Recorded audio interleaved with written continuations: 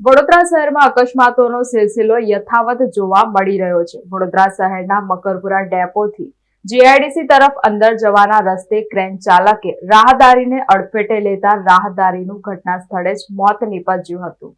વડોદરામાં અકસ્માતોની જાણે વણઝાર લાગી હોય તેમ આયે દિન અકસ્માતની ઘટના સામે આવતી હોય છે, ત્યારે ફરી એકવાર આવી જ એક ઘટના સામે આવી છે, જેમાં એક નિર્દોષનું મોત નીપજ્યું છે। આજરોજ મકરપુરા ડેપોથી જીઆઈડીસીની અંદર જવાના રસ્તા ઉપર એક ક્રેન ચાલક દ્વારા રાહદારીને અડફેટે લેતા તેનું ઘટના સ્થળે જ કમકમાટી ભર્યું મોત નીપજ્યું હતું, જે ઘટનાના સીસીટીવી પણ સામે આવ્યા છે, જેમાં દેખાઈ રહ્યું છે કે ક્રેન ચાલકે ક્રેન ફાસ્ટ ચલાવી રાહદારી પર ચડાવી દેતા કમનસીબનું મોત નીપજ્યું હતું। જ્યારે ઘટનાને પગલે મોટી સંખ્યામાં લોકટોળા ભેગા થઈ ગયા હતા। સ્થાનિકોએ તંત્ર પર આક્ષેપ કર્યા હતા કે તંત્ર દબાણ દૂર કરતું નથી, જેના કારણે અકસ્માતોની સંખ્યા વધી રહી છે। ઘટનાની જાણ થતાં સ્થાનિક પોલીસે ઘટના સ્થળે પહોંચી મૃતદેહને પીએમ અર્થે ખસેડી આગળની કાયદાકીય પ્રક્રિયા હાથ ધરી છે।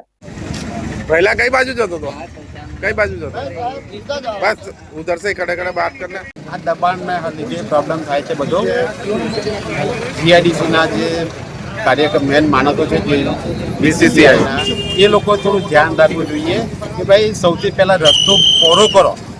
શું કહેશો, અત્યારે 25 કરોડના ખર્ચે પણ રસ્તો પહોળો કરવામાં આવ્યો છે। સ્ટ્રીટ લાઇટો બી નહીં ચાલતી, રસ્તો કરે છે પાછો ખોદી નાખે છે અને જેમ તેમ મોટી ગાડીઓ વાળા જાય છે, ટ્રેન વાળા જેમ તેમ જાય છે। આ બીજું તો 13 તારીખે રાતે બી અહીંયા એક્સિડન્ટ થઈને મરી ગયો છે એક ભાઈ, 13 તારીખે રાતે 8, 8:30 અને આજે બી પાછું થયું। બોલો શું કરવાનું? સરકાર લેશે જવાબદારી? ભાઈ આ માણસને ઘરવાળાને તો ખબર બી નથી કે મારા ભાઈ ઘરવાળો મરી ગયો છે માણસ। આ અકસ્માતો દિવસો વધે જ છે। આ બીજી વખત થયું। આની જવાબદાર સરકારે લેવી જોઈએ, નોંધ લેવી જોઈએ અને સ્ટ્રીટ લાઇટો આ જે પ્રોબ્લેમ છે એનું સોલ્યુશન લાવવું જોઈએ।